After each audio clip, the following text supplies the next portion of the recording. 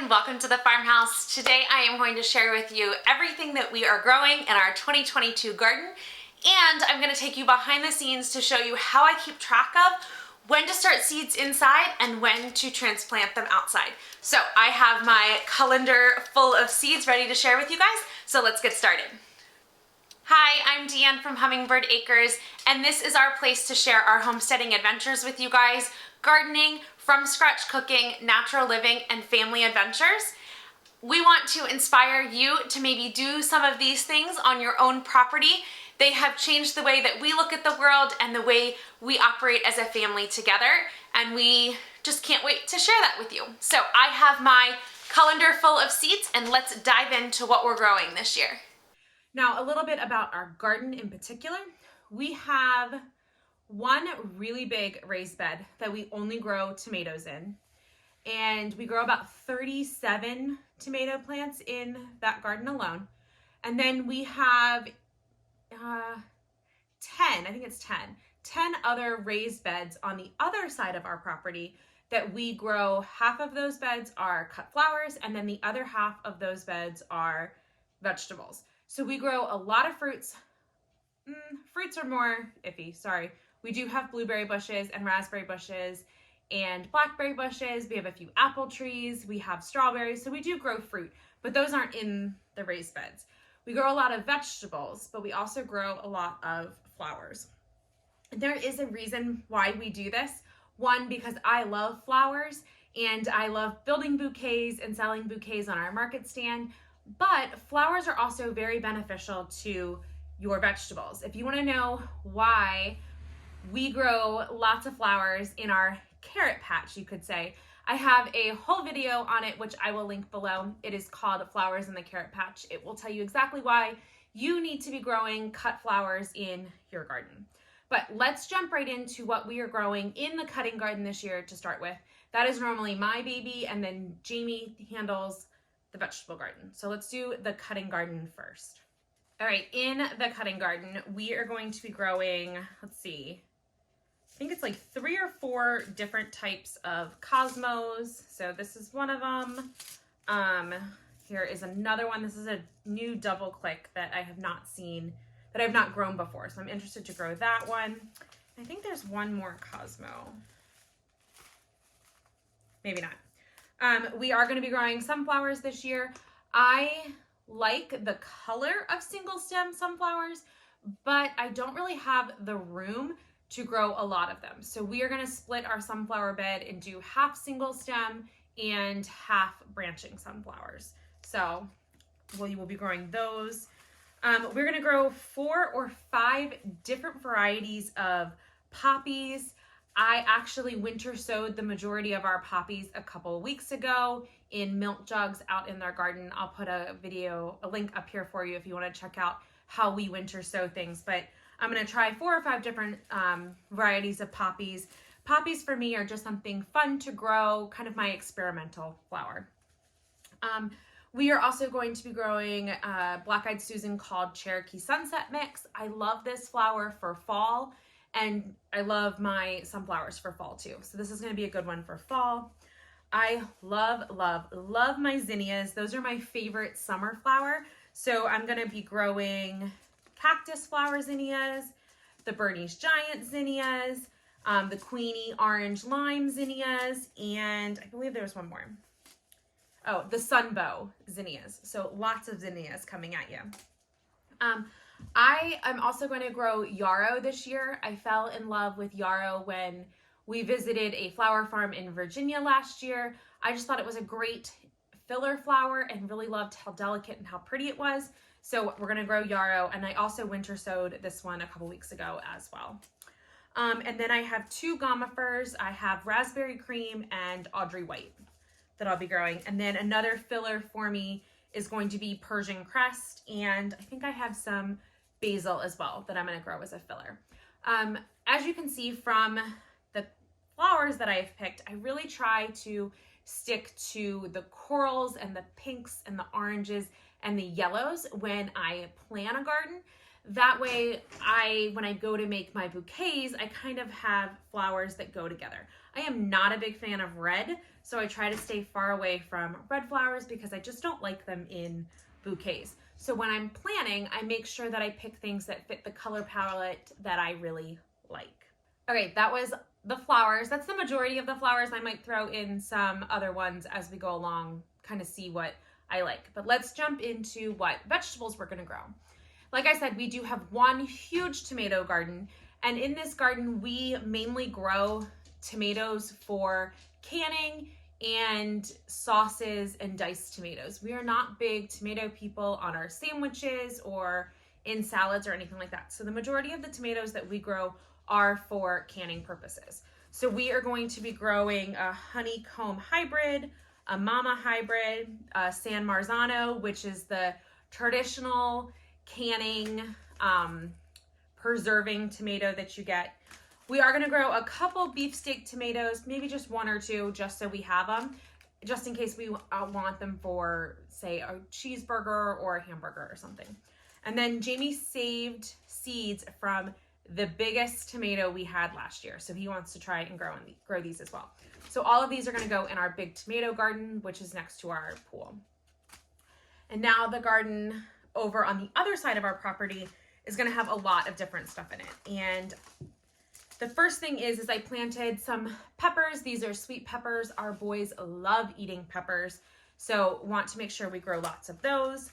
We have one arch trellis, but we are going to add a second arch trellis. On one of the trellises, we are going to grow these bush lake beans and then these Asian noodle beans. I got these from the Sedalia Center in Virginia, which is a place we visit all the time. They had these growing in their garden, so I stole some of the seed pods. Not really stole, they let me have them. But so beans are gonna go on one side of one of the trellises, and then cucumbers are gonna go on the other side of one of the trellises. And then the other trellis is going to have spaghetti squash and butternut squash. So we are gonna try and do lots of vertical gardening this year to maximize our space. Speaking of vertical gardening, not only are we going to grow on the arch trellises, but we are also going to try growing zucchini, both yellow and green zucchini, up T-posts. We saw this last year where the gardener pulled the zucchini so that it was tied to a T-post, and then that kept the leaves off the ground, which kind of cut down on powdery mildew, which is really common with zucchini. So that's something we're going to try this year. We are also going to do Brussels sprouts in the same bed with the zucchini. We are going to do onions, broccoli. Those are doubles I'm throwing out. Let's see what else. More Brussels sprouts, carrots, more onions. We are going to dedicate one whole bed to watermelon and cantaloupe. Now this bed is it is the biggest bed we have, but it's not like huge. So watermelon and cantaloupe are going to be kind of like our experiments. Do we have enough space right now to grow those things? So that is the majority of what we are growing. Once we're able to do garden tours and I have everything in the garden, I can give you guys more of an up close and you can see where everything is. We do have all of this planned out, and I did do a video on me planning our garden, which I will link below for you if you are curious to see how we do that. But let's jump into how I document, how I figure out how and when to start all of these seeds. All right, so here I have my garden planner, and the first thing that I want to do is I want to get out a calendar, and I want to write down the weeks backwards from our first frost date so that I know our first frost date is around the middle of April. So I'm going to write down, I think it's on the next page, and I didn't write it down. I will write down our frost date, the week of our frost date here. So it says week of last frost. Write that here. And then I want to go backwards. What's 1 week before, 2 weeks before, 3 weeks before, 4, 5, 6, 7, 8, 9, 10, 11, 12. Now, when you do this, it is not that important to be exact. This is just a general guideline for you. It does not have to be exact. Remember, frost dates can be, you can get frost 2 weeks after your frost date, and the frost can stop 2 weeks before your frost date. It is really just a guide. It is not the be all end all of things. So just generally put down your dates of the weeks before. So then what I'm going to do from there is I'm going to grab one of my seed packets. So here we go. I have these. So I have the Bush Blue Lake green beans, and I'm going to flip it over on the back, and I'm going to find where it says to plant them. So this one says, sow in average soil in full sun after danger of frost.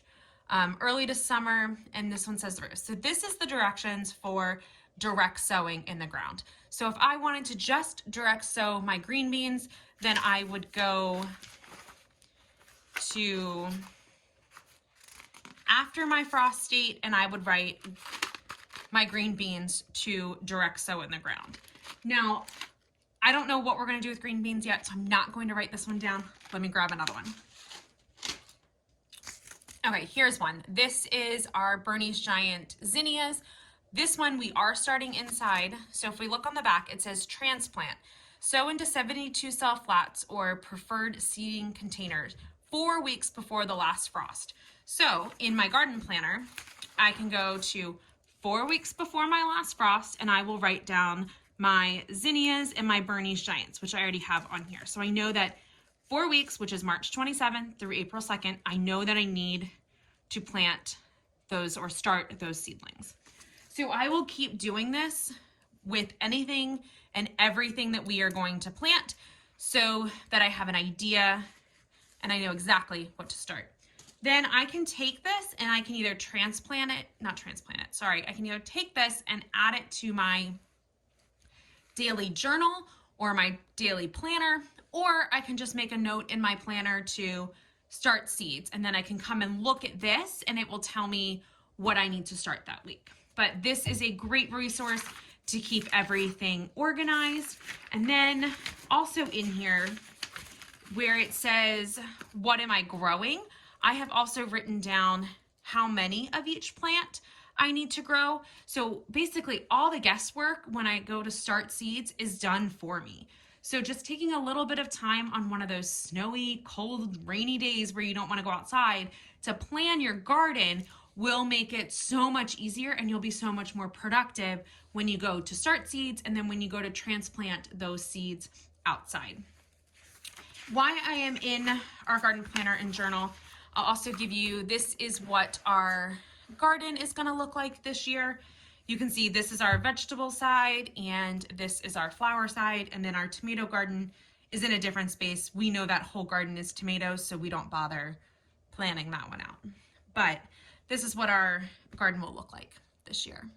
Thanks so much for hanging out with me at the farmhouse today. If you found this video helpful or inspirational, please make sure that you give it a thumbs up. And if you want to see more of our homesteading adventures and just what we have going on around our farmhouse, make sure that you hit subscribe and the notification bell so you can be notified when I upload a new video. But thanks so much for hanging out with us, and we'll talk to you guys soon.